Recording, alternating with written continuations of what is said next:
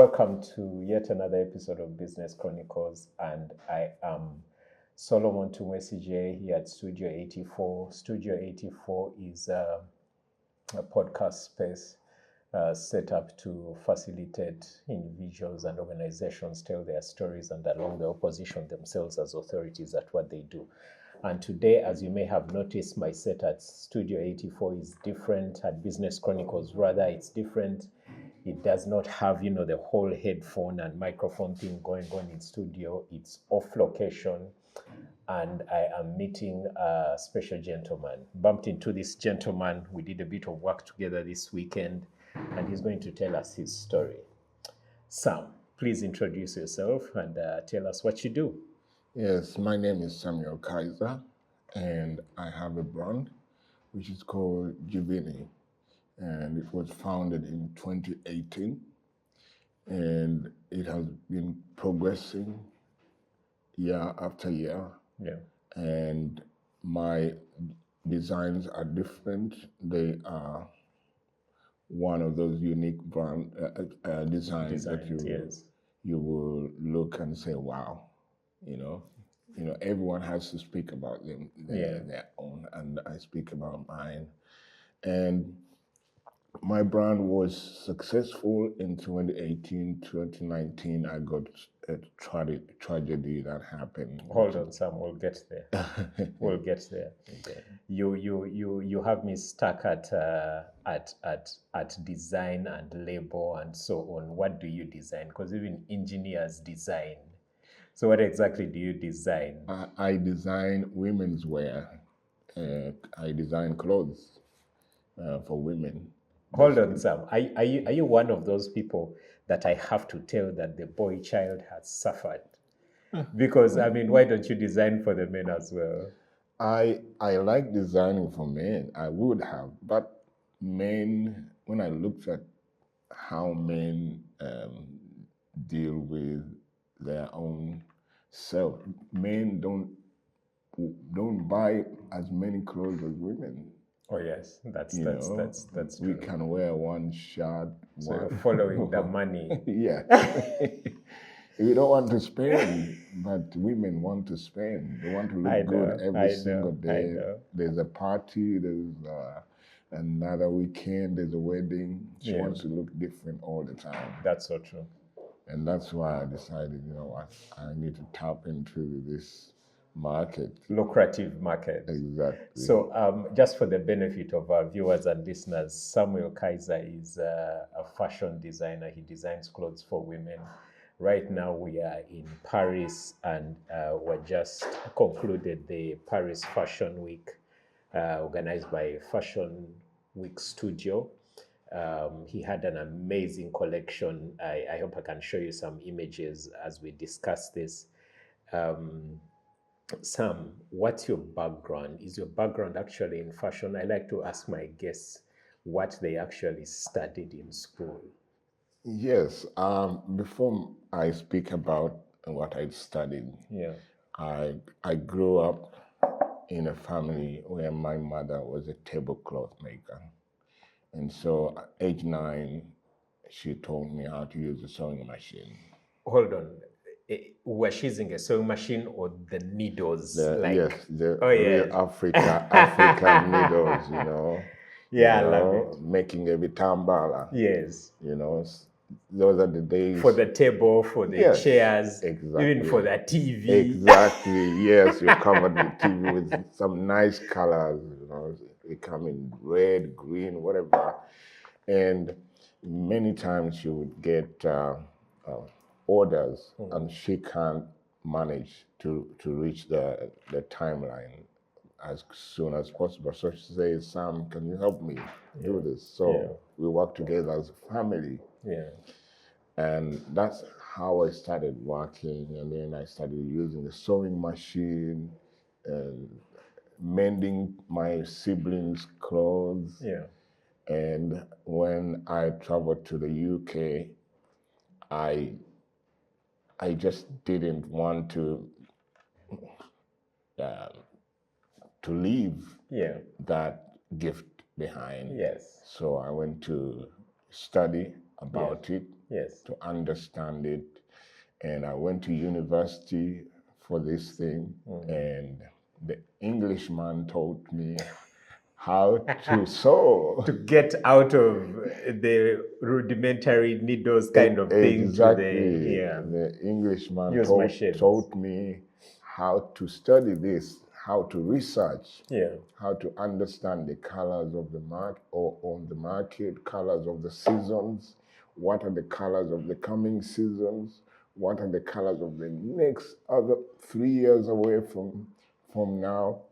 And these are things I didn't know. I thought you just get on your sewing machine and just whatever do color something looks nice. good on someone. Exactly. But I realized fashion is beyond that. And you have to tell the story in your outfit. You know, I could dress up with a shirt without, maybe with one arm. Yeah. You know? And I saw a guy yesterday at the private show with a half suit. Half white, half black. I thought that was interesting. Exactly. Yeah. And so that can mean that he's probably been involved in a struggle. Hold on, Sam. Now I feel like you're pushing it. Do you mean to say that how a person dresses kind of tells their story? Exactly. For real? Yes. I think you saw in the show yesterday. Yeah. And there was a story about there was a lot of like death involved. Yeah. A lot of heartbreaking involved. What was the theme? Lies and?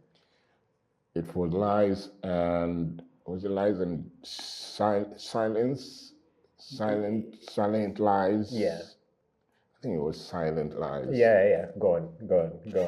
Yes, and so you could see they used the silhouette, the palette. They used black and white mainly. There was a lot of dark. Yes. It was gothic punk.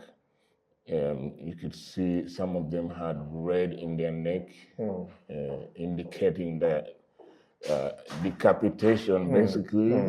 You could see some of them had faces like corpses. Everything has a meaning behind it. I have to say, it was quite uncomfortable. Had it gone on for another 5-10 minutes, I don't know how this would have played out. But Sam, let's go back to how the you moved to London and man apparently teaches you how to follow colors. And here I was thinking, the way I'm dressed now, my colors, what are they saying about me?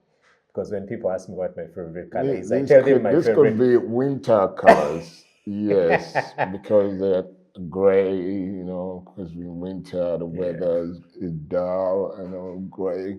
So that would be, for a collection, for winter, I would choose those gray colors. Yeah. Because it's it's gray, it's a bit gloomy and all that. Yeah, but bright colors, red, yellow, and light blue, those are like summer colors. Yeah. And they are there to excite you, like something is happening. What's your favorite color, personally? Personally, my favorite color is black. Black.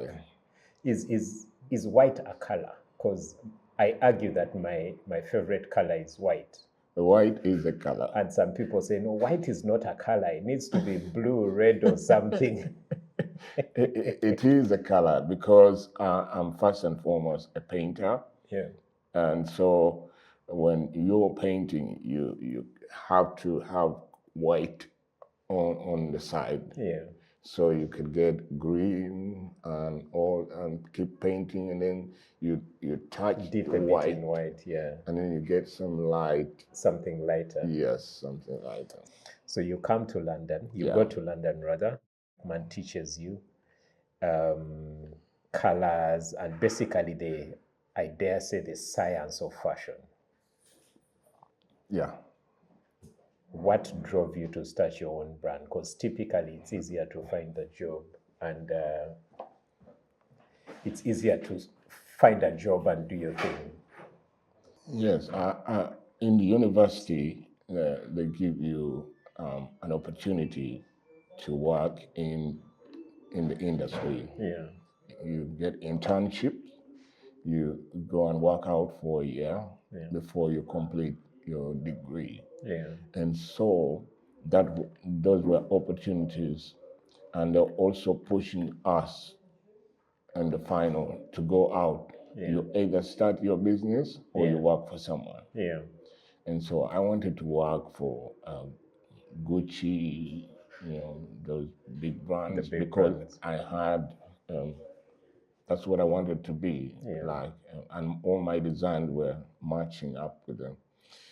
But then my lecturer said, no, Sam, we recommend you start your own because you are just as good as Yes. these guys. Yes. Yes. So we don't recommend you to go and work for Gucci. Go complete your 3 years Yeah.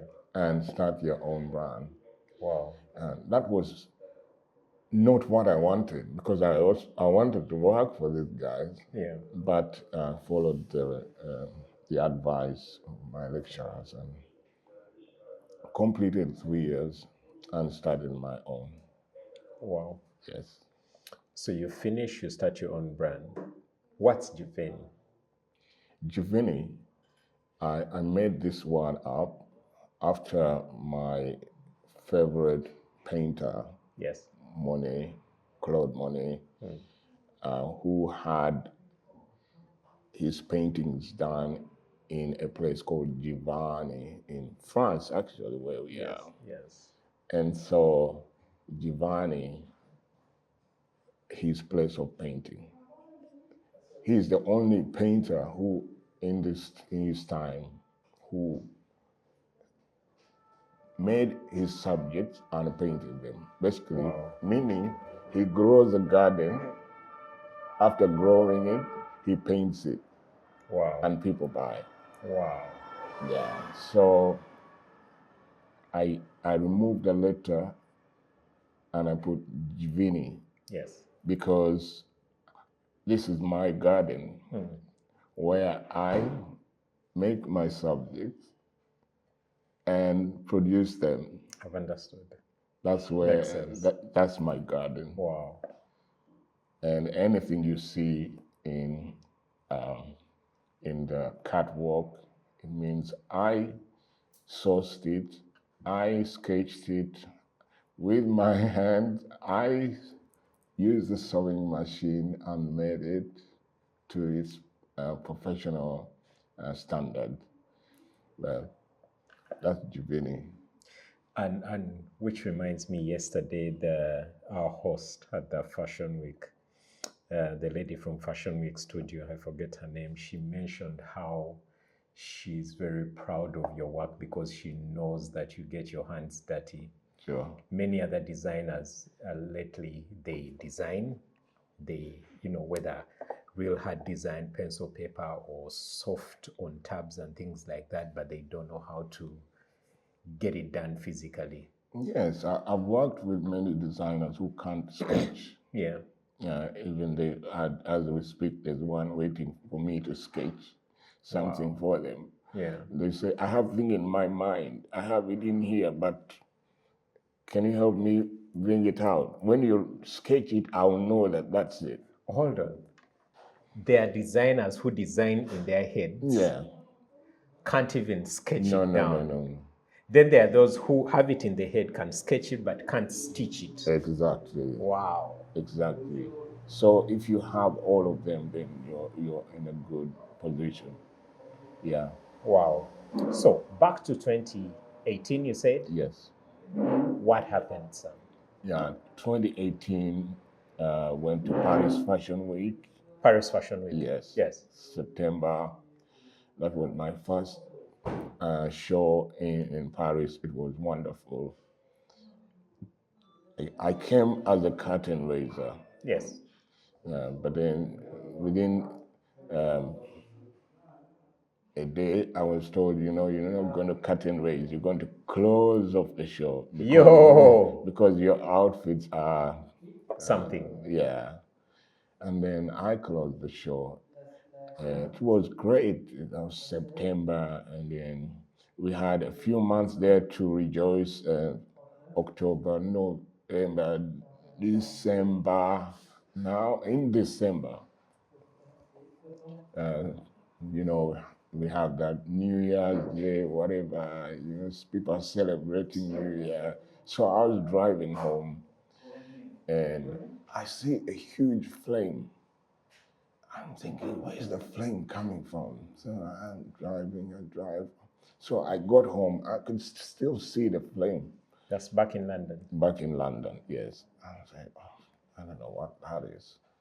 So I get in the house, I turned on the news, after the New Year. That's now January 1st. Yeah. I stand on the news to see what's happening because I like to listen to the news, BBC, Al Jazeera, all that lot. I want to find out what's going on. And then it was breaking news.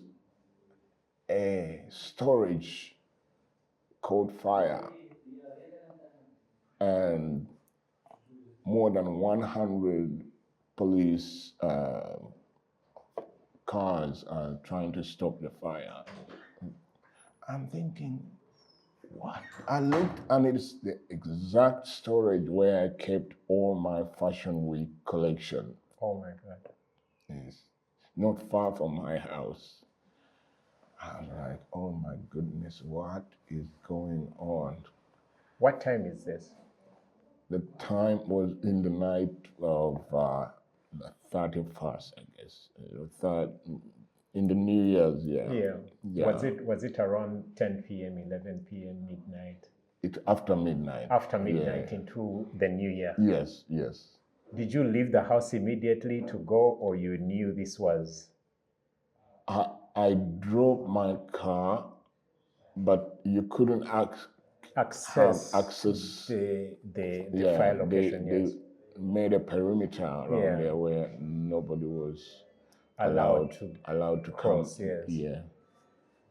So I just went home, sat down. I didn't know what to think. I was confused because I knew I had put more than 6 years of work, and it's gone just like that. Yeah. What happened? Yeah, it was hard. Then after a few months, we went down to insurance route because they were insured, but the insurance could not cover the amount of work. Your 6 years worth of work, Yes, all those designs. And so after insurance was paid out, I didn't have the courage to come back. Yeah. So I basically, there's a saying that if something is too big for you, you either give up or get help. Yeah. So I chose to give up. I didn't get help. And so I gave up. But this lady kept calling me, telling me, Sam, you can't do it again.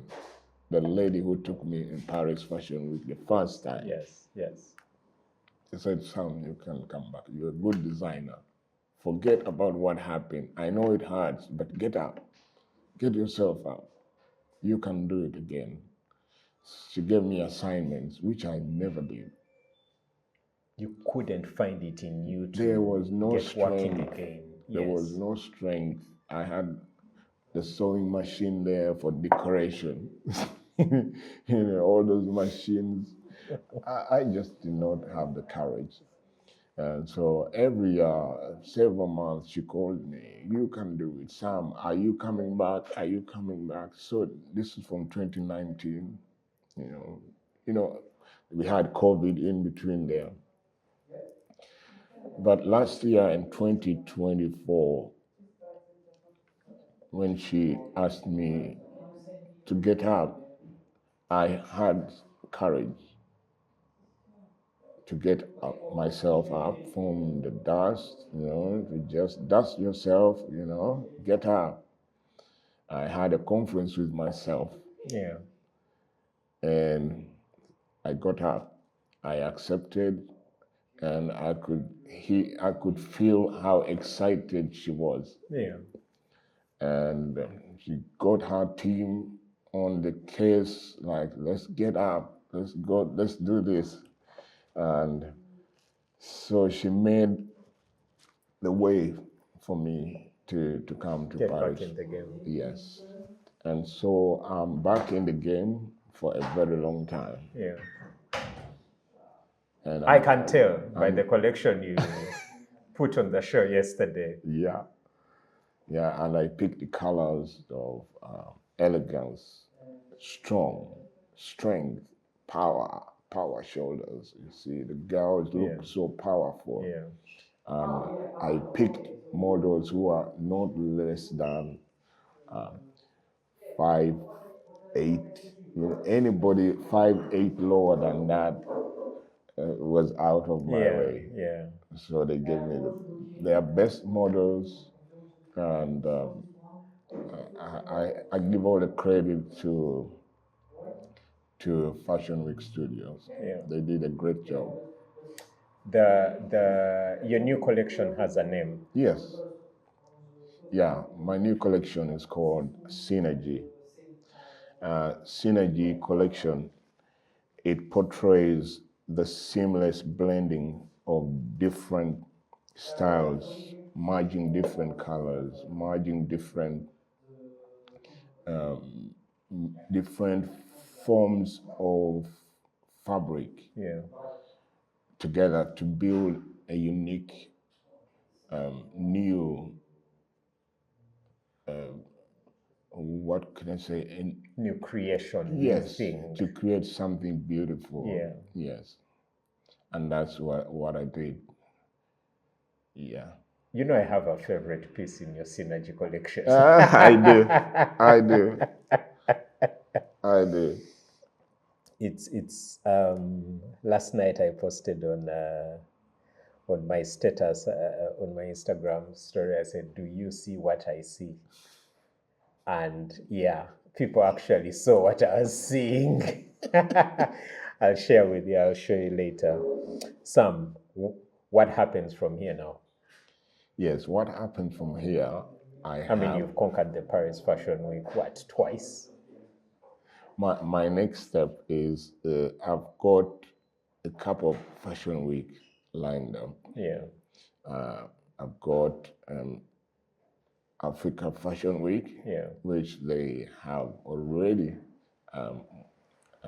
approached me to do. I've got London Fashion Week, and I've got New York Fashion Week coming up next year.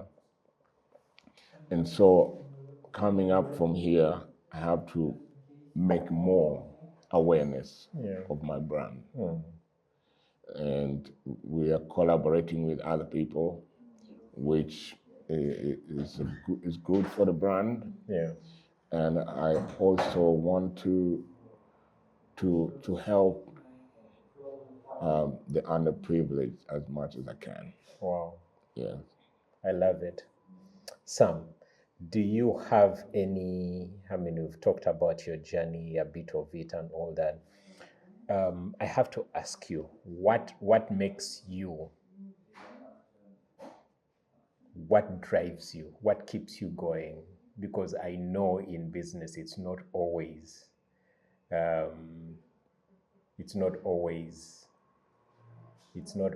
easy to keep going. Challenges come along the way and all that. What drives you? What fuels you to keep going? What drives me is I believe I have a lot to offer. Yeah. I have things I'm unique. Yes. And if I don't do what I do, no one is going to do it. Yeah. Yeah. Every time I wake up in the morning, I just dream of offering my uniqueness to the world. Yes, to the world. Yeah.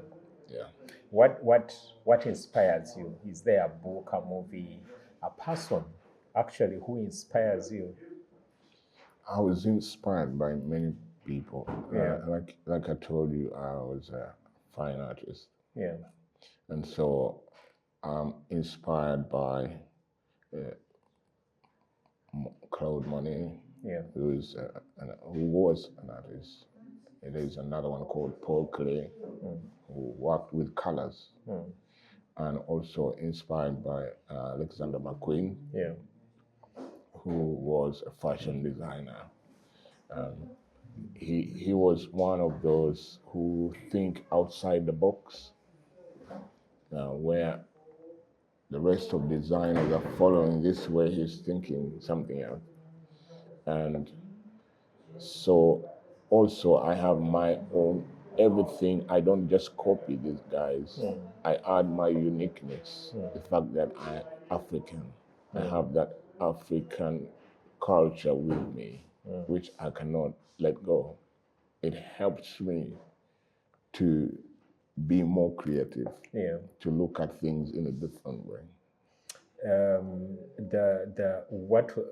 I mean, your story is really unique and special. The other day I read somewhere on one of your socials, one of your people in your team, she posted what raised Gveny rises from the ashes. I didn't know the story yet. Right. And I was like, what do you mean ashes? But I mean, it's literally rises from the ashes, True. literally speaking. True. What would you say to a business person who has lost it for whatever reason, who has either lost money or basically has lost their business, to encourage them to come back up? Yeah, there's a saying that if something's too hard for you, there are two choices, Yeah, two options. One, to get help, yeah, or to give up. yeah, And many people decide to give up because either too proud to get help. You or, did both. Yeah. You gave up and then got help later. And got help later. Yeah. Yes. I gave up, and then I realized later that I actually need help. Yeah. But it took me a long time. It took me 5 years. I know. But why wait all those 5 All that years? time, yes. Yeah. So in order to cut the time short, get help. Get help. This will help you emotionally and physically and your business. Yeah. So, and getting help, like as I said, does not mean you go telling people, please help me, or help me. No, it's getting key people who can stand with you in your life, especially financially. Yeah. Because it's a business, you will need money. Yes. Yes. There are people who are emotional help and, good company, but when it comes to financing, yes, they will jump out. Yeah. And so get people who will help. I got people who helped me in my comeback. There were people I called and they said, "Oh, we also lost stuff." There's one I called and she said I lost and one of my houses in California in the fire, but I'll stand with you, Wow. financially. And she did. Wow. There are those who used to say, "Oh, I'll stand with you, Sam. Anytime you want help." And when I got The first sign of needing help, yes, they ran. they were nowhere to be They seen. were nowhere to be seen. Wow. Yeah, and so I advise people to get help. That's my advice for those who have lost businesses, you've lost entirely everything. Key people are so crucial in that time. Which kind of ties into what you said earlier. Approach it with boldness. Exactly. Don't be shy to ask for help. Yes. Yeah. approach them with both. There are people I approached and they went quiet. Do you know, I tell people that the easiest and fastest way to get help or get a person higher than you in whatever way, get their attention, is to actually ask for help. Because people typically like to get help and they like to be asked for help. Sure. And you will be amazed, it works almost all the time. Sam, one more question. What would you then say to a young person trying to get their footing right in this fashion industry? I would say they should take it one step at a time. One day at a time. Yes, one day at a time. They should not rush into this business. And also, I would say that they need to network. They need to use that tool of networking. Yeah. Find where designers meet. Yeah. Because you have a like mind. Yeah. Find where they socialize. Yeah. Approach them boldly. Yeah. Meet when you see someone. Maybe some of them don't want to be approached. Approach someone else. Yes. Because I'm sure there's someone out there who is called a destined helper. Yes. I always hear that word. That's true. Not everyone is going to help you. Not everyone is destined for you. For you, Yeah. yes. Not everyone is for you. But there's that person or those people who will help you.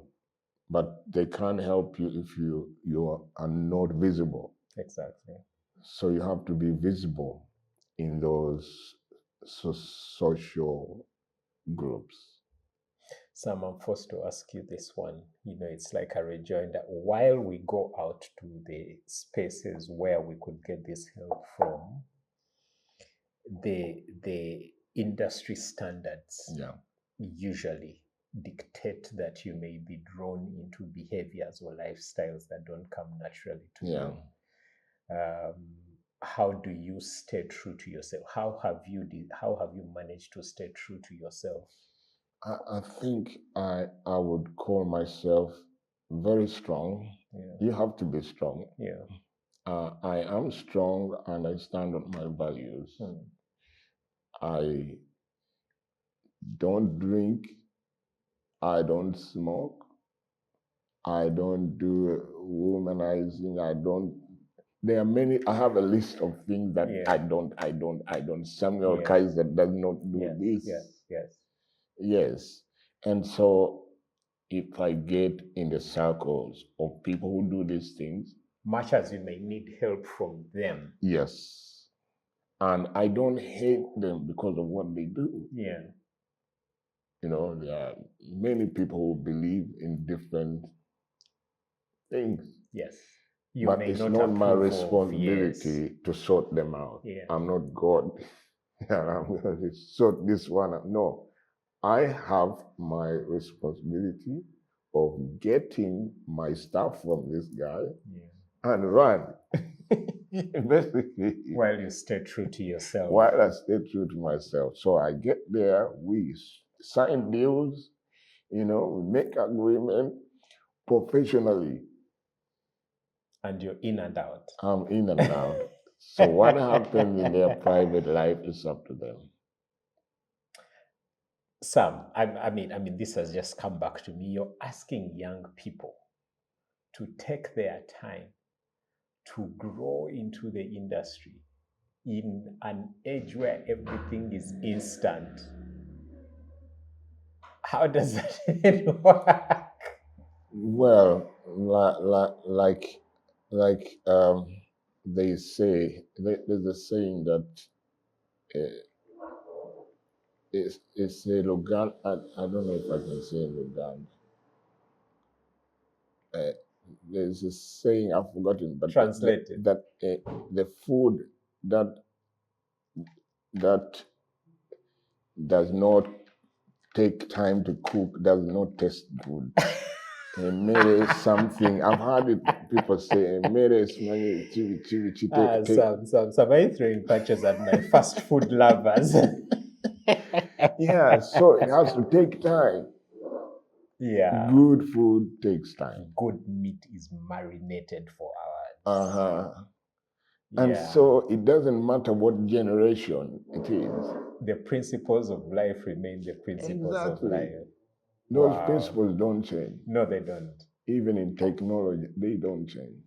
A few things may change here and there, but the principles are there. If you're starting in business, take your time. Exactly. My reason is,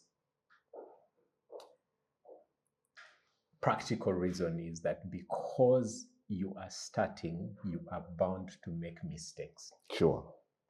That is a guarantee. Guarantee.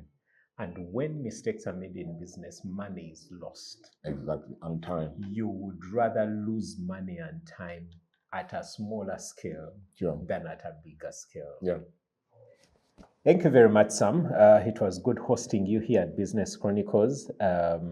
I really, really look forward to having you next time. Thank you as well. Thank you for the work you've done in making sure everything goes smoothly.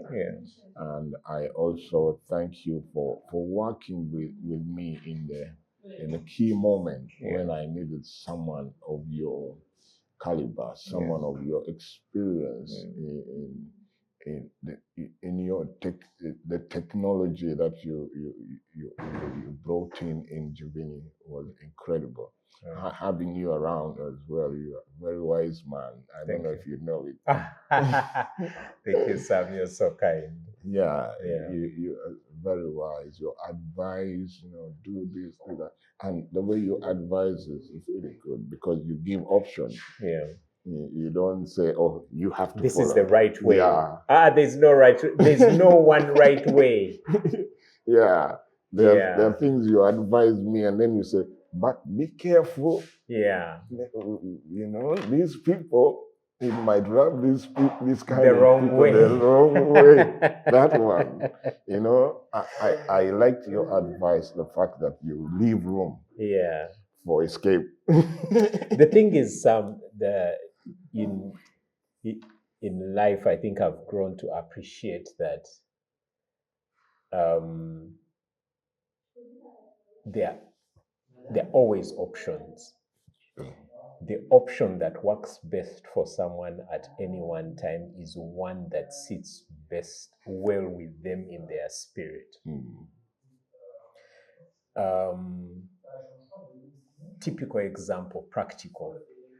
Like when you're going from here to, let's say, the Eiffel Tower, you go in maps, they will give you two routes. One may be the shortest, but with traffic. The other one may be longer, but with no traffic. Sure. Or maybe longer in distance, but shorter in time. So you choose. Would you rather take a shorter distance, but sit in traffic? Or would you rather drive longer, but not stop? Sure. So you're both going to get there, but the route you decide to take, and so it is in life, is what sits best with you in your spirit. That's it. True. That's it. True. Oh, thank you so much. And I also want to say, everyone there, please subscribe on Studio 84 UG. Studio 84 UG. Thanks for having me. Yeah, you heard it from the man himself, Solomon Tumwesigye. I'll catch you on the next episode of Business Chronicles at Studio 84. Until next time.